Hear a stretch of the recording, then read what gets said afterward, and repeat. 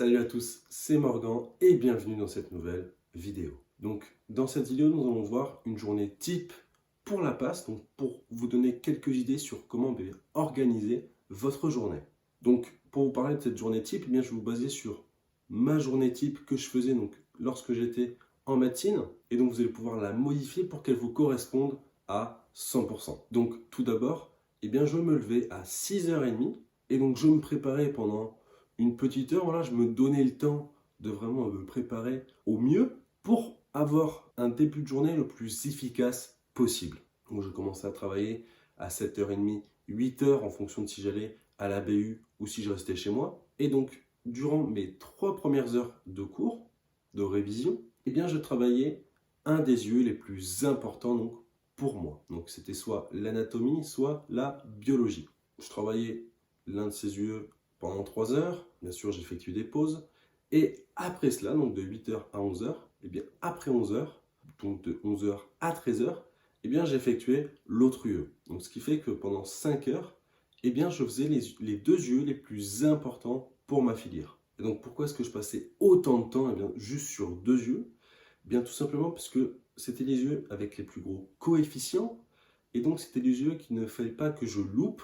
Donc forcément, si j'ai passé plus de temps, j'allais mieux les comprendre, mieux les apprendre et mieux les retenir. Et donc forcément, j'aurai des meilleures notes. Donc je vous conseille également de faire ça pour vos yeux les plus importants.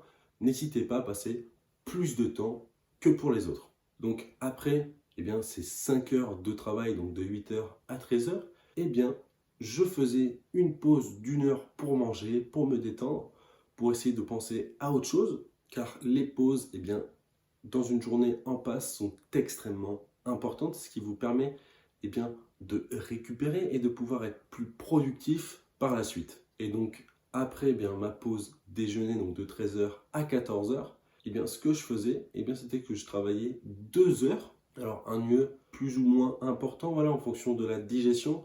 Mettez pas un lieu extrêmement important directement après manger parce que vous ne serez pas forcément efficace. Donc, je finissais donc à 16h et j'enchaînais donc de 16h à 18h sur un lieu tout aussi important que le précédent pour vraiment continuer à être dans la même lancée. Ça pouvait m'arriver dans des cas un peu exceptionnels de retravailler de l'anatomie ou de la biologie si jamais il y avait quelque chose que j'avais mal compris ou alors si j'étais en retard sur ses yeux. C'est un créneau sur lequel vous pouvez rattraper votre retard si jamais sur les autres yeux vous êtes plus ou moins à jour. Vous finissez donc à 18h votre 4e UE de la journée.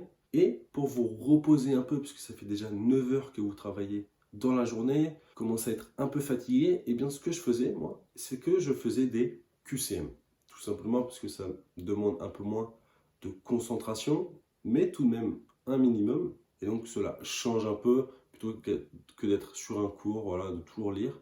Là, vous êtes plus actif dans vos révisions. Et c'est primordial à cette heure-ci d'être un peu plus actif que durant le reste de la journée, tout simplement puisque vous allez pouvoir réviser d'une meilleure manière. Tout simplement parce que vos révisions n'en seront que plus efficaces. Donc après ça, je rentrais chez moi et je ne retravaillais qu'à partir de 20h30, 21h. Encore une fois, je me donnais une grosse pause, tout simplement parce que j'avais besoin de récupérer de cette journée, de ces 10 heures de travail. Mais vous verrez qu'au début d'année, ces 10 heures de travail seront suffisantes et que vous n'aurez pas besoin de retravailler le soir en rentrant. Donc à partir de 21h, je travaillais jusqu'à 22h, 22h30.